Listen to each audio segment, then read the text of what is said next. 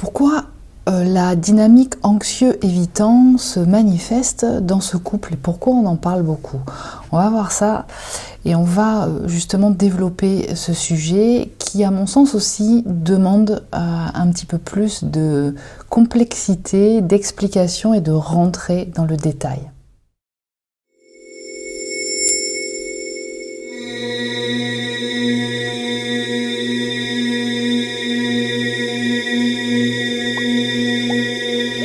Le couple anxieux-évitant, c'est-à-dire l'association d'une personne au profil d'attachement anxieux avec une autre au profil d'attachement évitant, qui sont deux profils d'attachement identifiés comme insécures, eh bien, vont révéler leur vulnérabilité.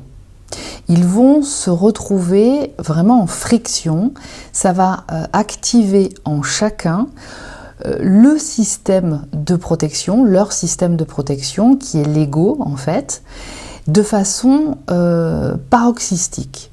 C'est-à-dire que quand on a un anxieux et un évitant en face de l'autre, eh bien, ça manifeste et ça révèle de façon évidente la stratégie de son système de protection. Parce que le type d'attachement insécure est une réponse à, en fait, l'ego, le système de protection et de défense, donc, pour pouvoir se protéger face à des situations qui sont identifiées comme dangereuses. Est-ce qu'elles le sont en réalité? Pas forcément, mais en tout cas, elles sont identifiées comme dangereuses.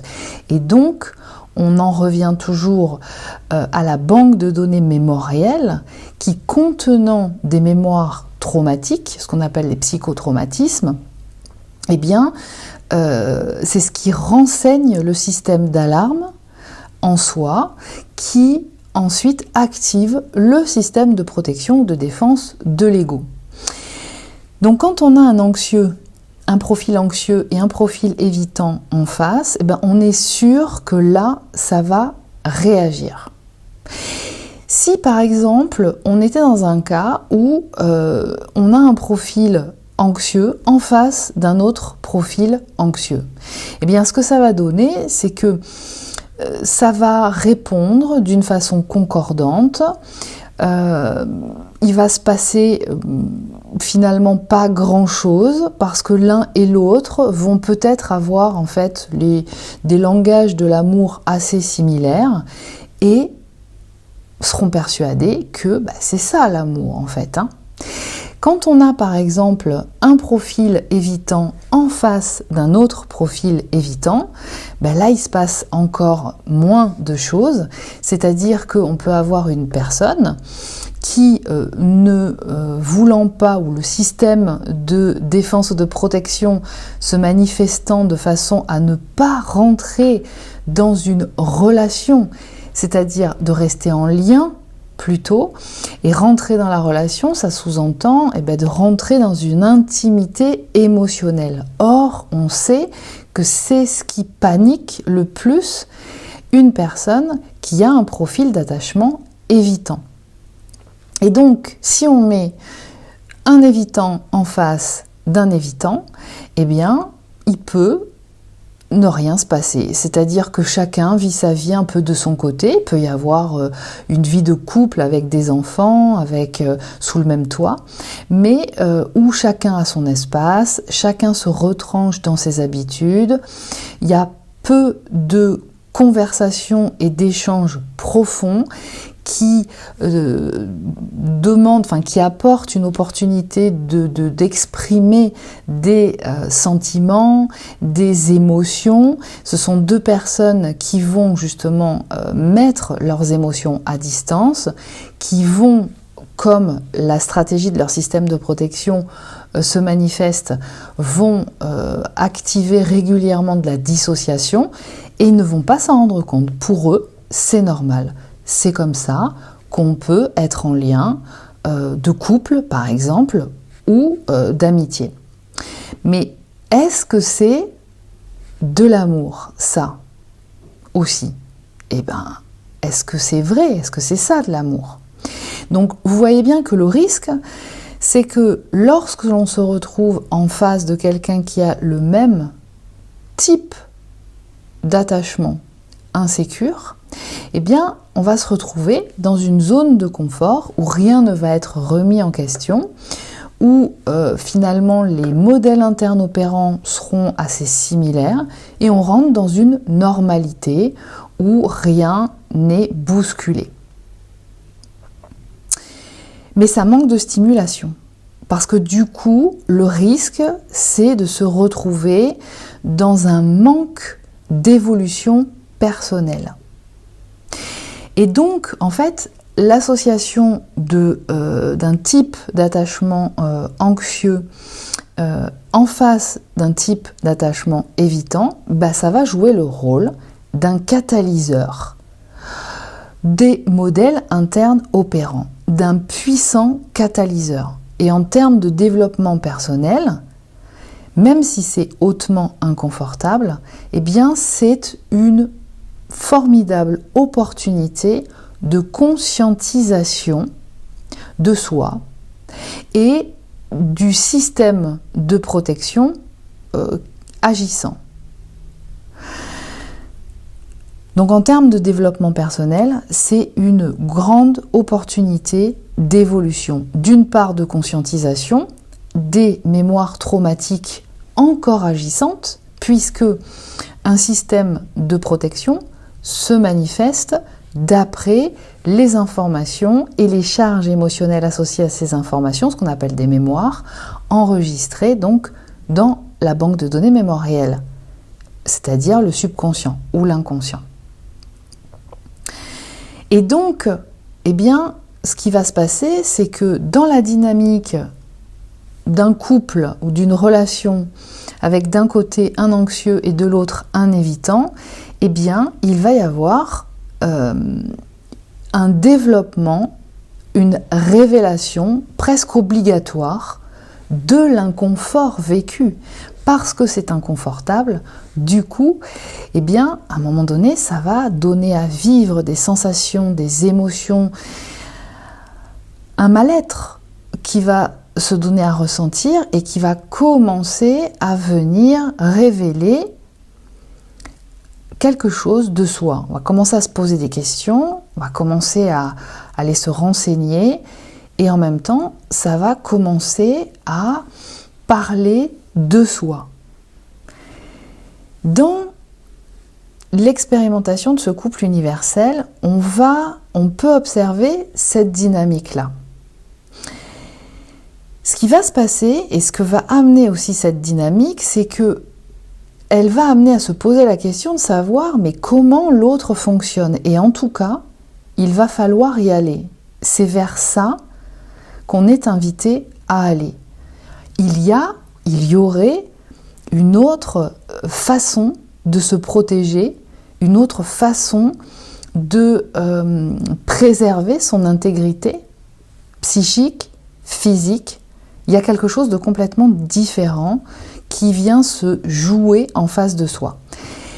Et lorsque vous expérimentez ce couple universel, eh bien, vous êtes, vous le savez, sur un parcours d'éveil puissant qui implique la conscientisation de soi et des modèles internes opérants. Et en même temps, la découverte qu'il y a aussi des formes d'intelligence, même si elles sont accrues en soi, pour certaines, en tout cas conscientiser ça, et qu'il y en a d'autres qui demandent à être développées. Et manifestement, eh bien, elles sont accrues chez l'autre. Et ça, c'est une information importante qui fait partie de ce parcours d'éveil très très puissant.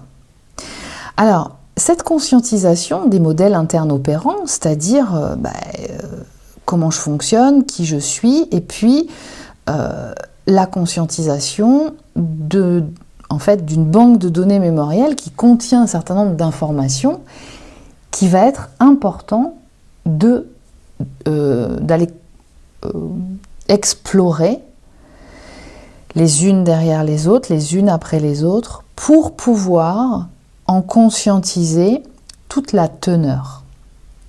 Et en fonction de la charge, la qualité de la charge émotionnelle qu'elles contiennent, de pouvoir réaliser l'opération de transmutation des mémoires dites traumatiques. Et c'est ça l'alchimisation.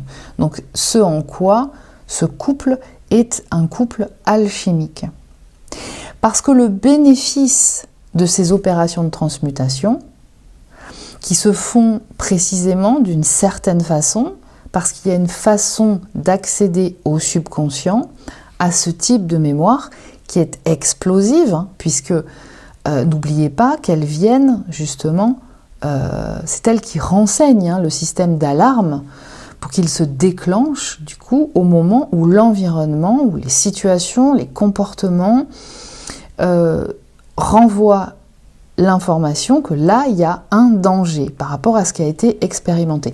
Et peu importe quand et à quel moment et par qui ces mémoires ont été activées, à partir du moment où chacun de vous les portez, elles s'activent.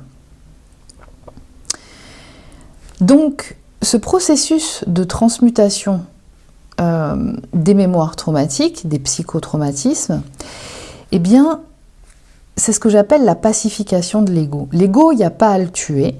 L'ego est là pour préserver notre intégrité physique et psychique. Donc, il fait son travail. C'est une forme d'intelligence qui est là pour nous préserver.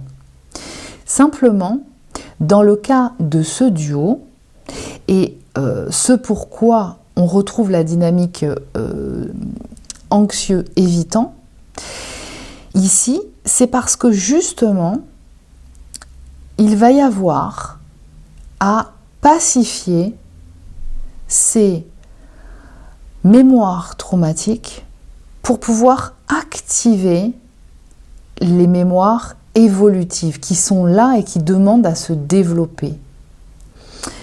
Cette pacification de l'ego, elle ne peut se faire qu'à partir du moment où les mémoires traumatiques commencent à montrer le bout de leur nez, à se révéler.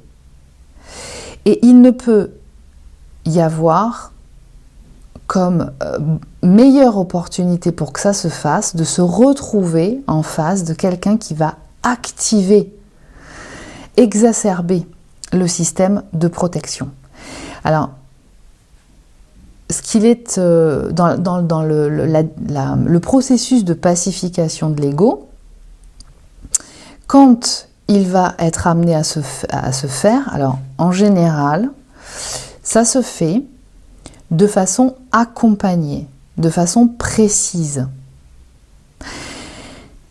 C'est ce qui va permettre d'évoluer vers un type d'attachement dit sécure, contrairement au type d'attachement insécure. Et je précise qu'il est tout à fait possible d'évoluer d'un type d'attachement insécure vers un type d'attachement sécure. Et c'est l'objectif qui est le vôtre, en tout cas l'invitation qui vous est donnée. Ça fait partie de l'alchimisation.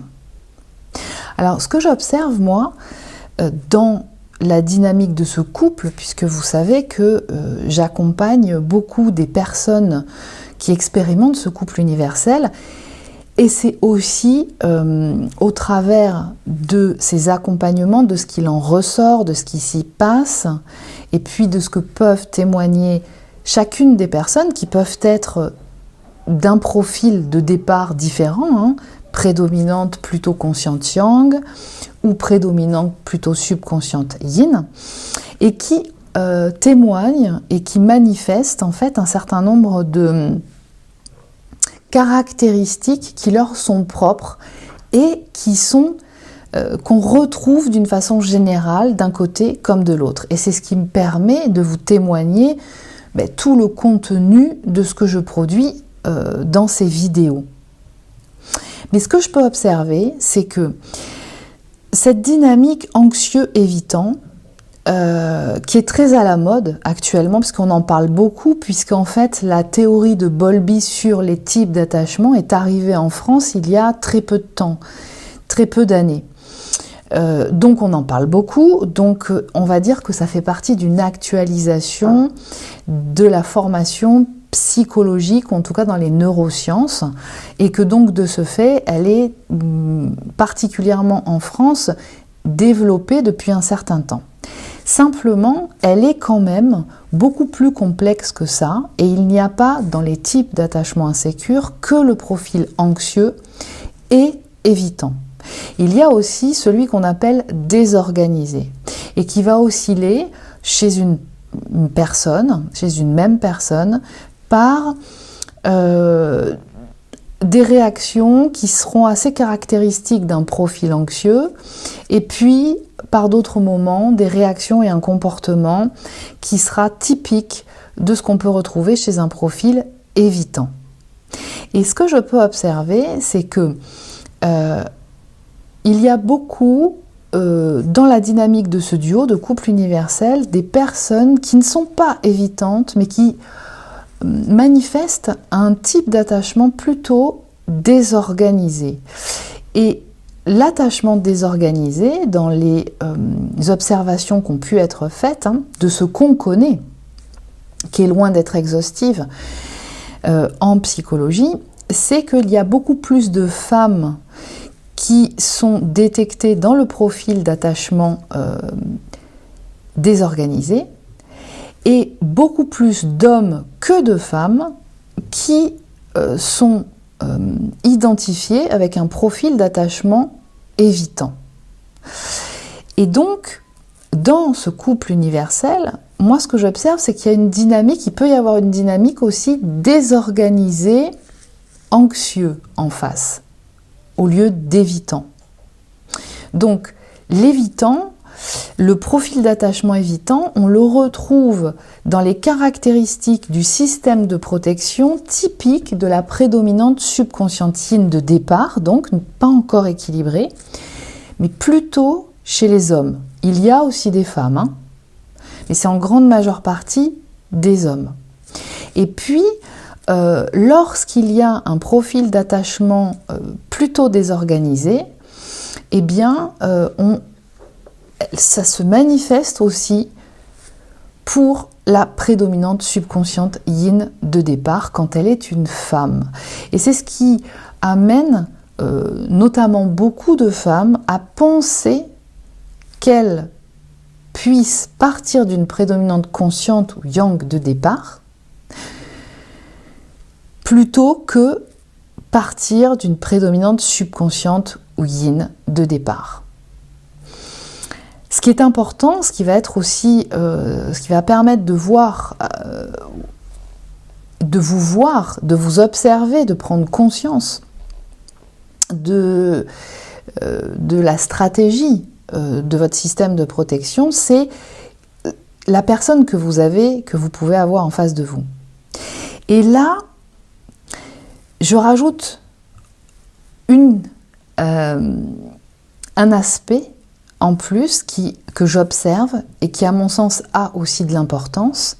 Donc pour pouvoir sortir de cette dynamique systématique qu'on voit et qu'on entend partout de anxieux évitant, qui est loin d'être le cas généralisé à chaque fois, mais qui peut être aussi qu'une personne au profil d'attachement désorganisé va se retrouver en face d'une personne qui a un profil d'attachement évitant, purement évitant.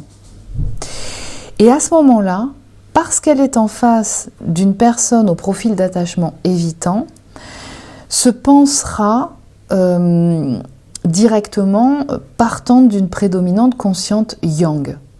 Alors qu'en fait, ce n'est pas le cas. Ceci étant, la dynamique de ces types d'attachement, à ce moment-là, va venir, quand vous vous retrouvez en face d'une personne au type d'attachement évitant ou au type d'attachement anxieux, eh bien, va venir vous révéler la stratégie une des stratégies de votre système de protection ou de défense. Et donc ça va participer aussi à une meilleure connaissance de soi. Alors, quand il y a un profil désorganisé en face d'un profil d'attachement évitant, là, on n'est pas dans les caractéristiques d'un couple universel. Et ce qui peut, si ça vous donne à penser, ou pour vous c'est la preuve que vous êtes dans la manifestation de ce couple, ou bien de ce qu'on peut appeler des flammes jumelles, eh bien peut-être que ça vient vous dire que vous vous trompez.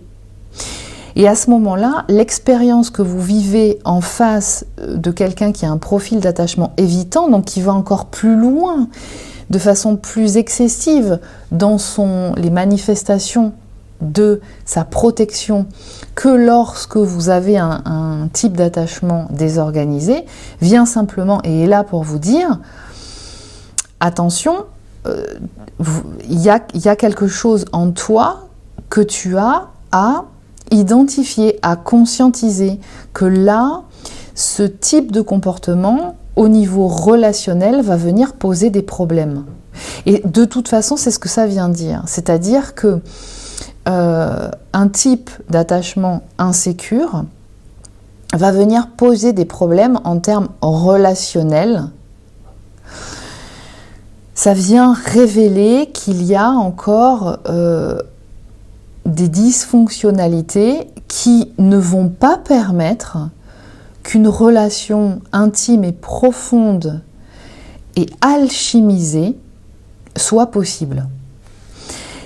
La manifestation de l'amour, parce que quand on parle de couple universel, en fait, il s'agit d'amour, mais d'un amour qui est très puissant et qui n'a jusqu'à présent pas été expérimenté à ce niveau-là, et qui demande de pacifier l'ego et qui demande du coup de pouvoir accéder à un type d'attachement sécure, si on le traduit de façon psychologique.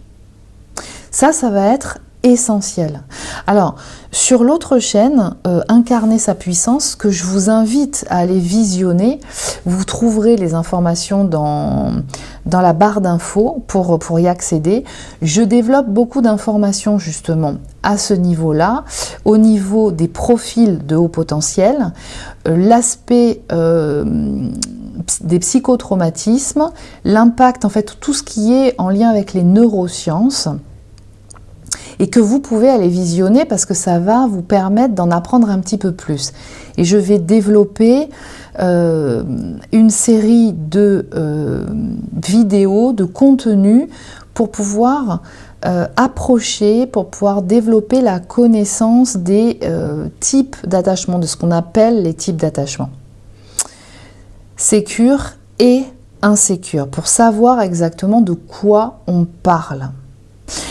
Et puis ce que j'ai aussi pu observer, c'est que en termes de type d'attachement, donc qui est la manifestation du système de protection ou de défense, donc de l'ego,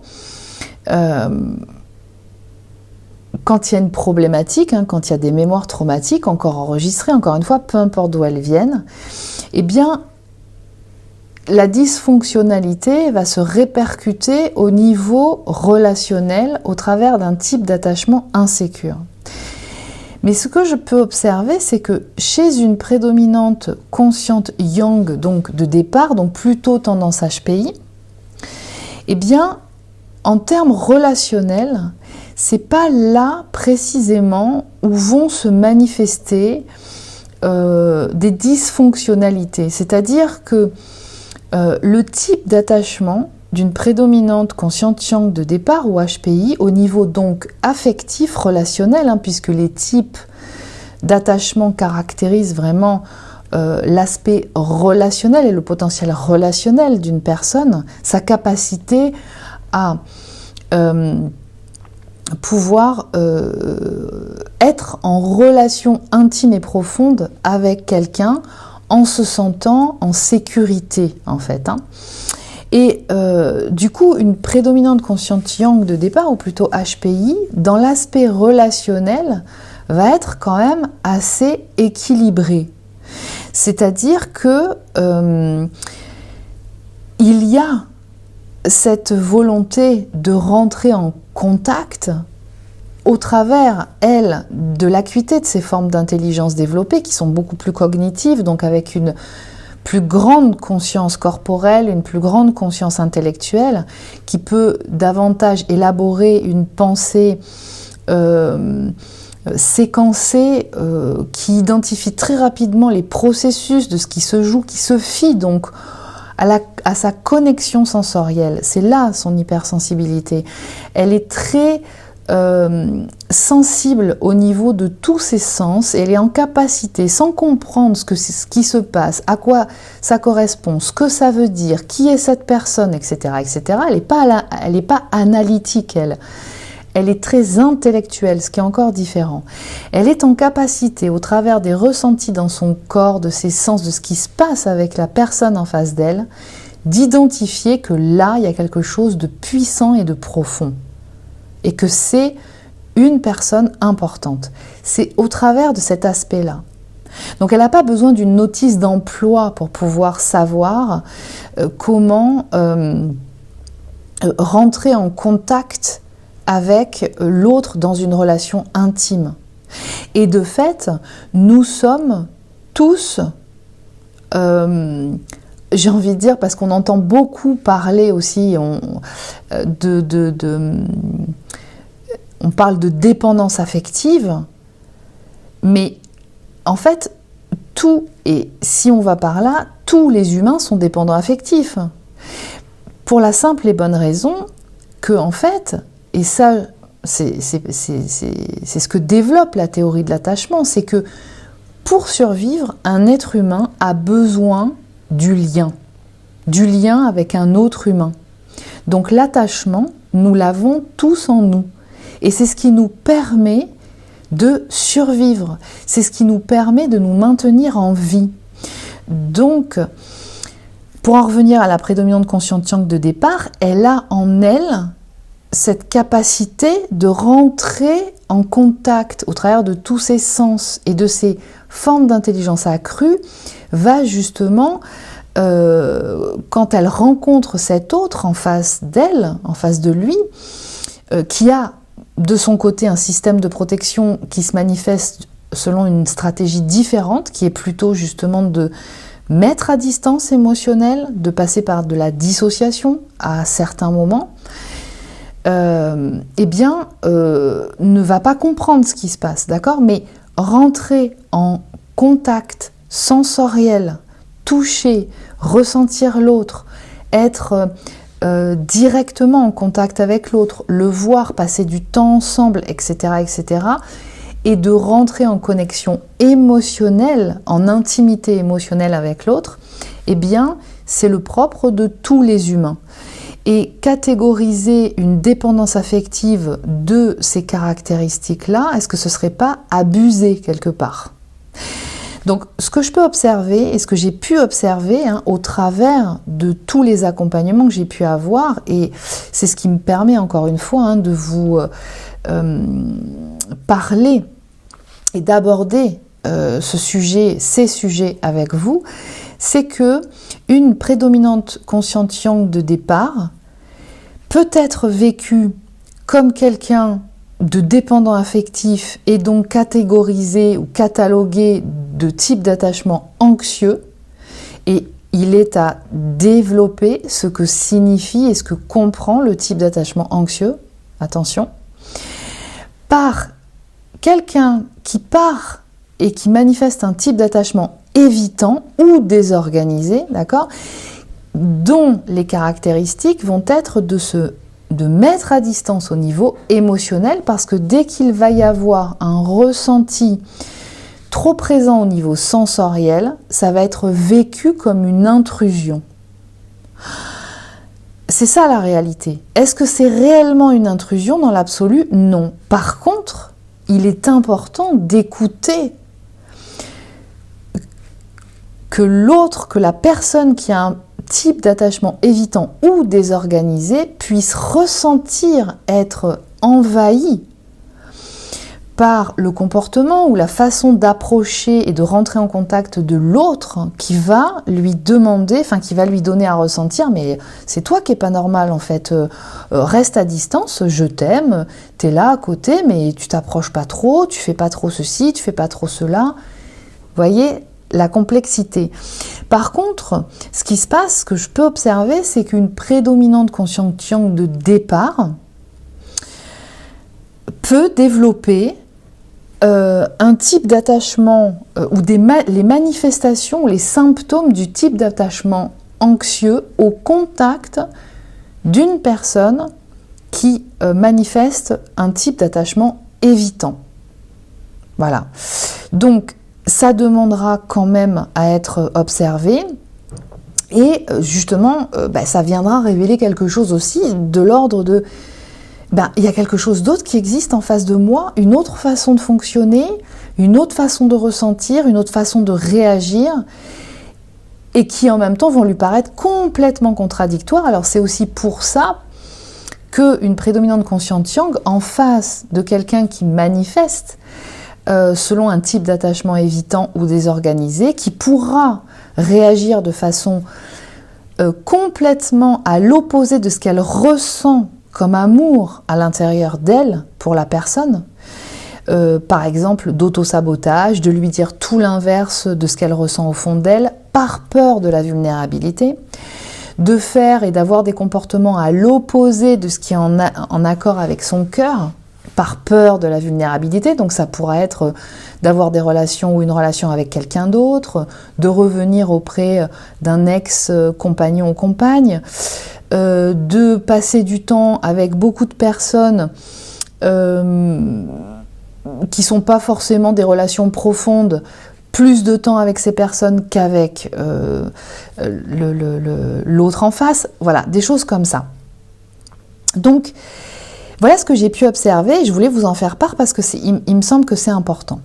Alors, rajoutez aussi le fait que pour compléter la dernière vidéo au sujet justement des profils de haut potentiel, qui sont caractéristiques des membres qui constituent ce couple universel, vous êtes haut potentiel, et je voudrais vous rappeler que du coup, être haut potentiel, et là je vous invite aussi à aller voir la dernière vidéo que j'ai postée sur la chaîne Incarner sa puissance justement, c'est que être haut potentiel, tant que l'acuité des formes d'intelligence n'est pas équilibrée, parce que je vous rappelle que haut potentiel, ça signifie que, ça ne veut pas dire que toutes les formes d'intelligence existantes en l'humain sont au taquet et développées de façon optimum dans toutes ces formes d'intelligence. Ça veut dire qu'il y a un développement, une présence, une capacité plus développée dans certaines formes d'intelligence par rapport à la normalité de ce qui est identifié par rapport à sa tranche d'âge. C'est ça que ça veut dire. Et donc, il y a souvent un déséquilibre dans les formes d'intelligence. Ça veut dire qu'il peut y avoir une intelligence, des intelligences extraordinaires dans des aspects, mais à côté de ça, se retrouver dans des incapacités à accéder à des choses qui peuvent paraître même qui sont normales pour les autres. Alors quand vous avez un autre haut potentiel, ce qui est le cas dans ce couple universel, en face de vous, qui, dans ses formes d'intelligence accrue, va super vite, semble aisément survoler un certain nombre de choses, par rapport à des compétences qui vous semblent ne pas avoir, ça vous ramène vraiment à quelque chose qui vient vous intensifier en fait une forme de mal-être, d'incompréhension de l'autre, mais qui va demander à être équilibré. Donc, ce que je peux vous témoigner aujourd'hui, et ce qui va être très important, c'est que ce en quoi et ce pourquoi, quand vous expérimentez un couple universel, il vous est demandé d'évoluer au travers à la fois de la manifestation de ce type d'attachement insécure, que vous allez être invité à faire évoluer vers un type d'attachement sécure, et c'est tout à fait possible, parce que si je vous en parle, c'est que j'observe une évolution au travers des accompagnements que je peux réaliser avec les personnes que j'accompagne, au travers de l'hypnose. Et la technique d'hypnose que j'utilise et que j'ai développée depuis quelques années, qui permet justement vraiment de répondre à l'identification et à la conscientisation des formes d'intelligence accrue, et en même temps de pouvoir contacter et explorer des mémoires traumatiques qui viennent bloquer le développement des formes d'intelligence à développer. Au travers de la technique d'hypnose, il est possible, mais encore une fois, il y a différents types d'hypnose, il y a plein de façons de s'en servir. Et toutes ne sont pas adaptées à l'accompagnement, notamment à ce niveau-là de psychotraumatisme et d'activation et de développement de mémoire évolutive.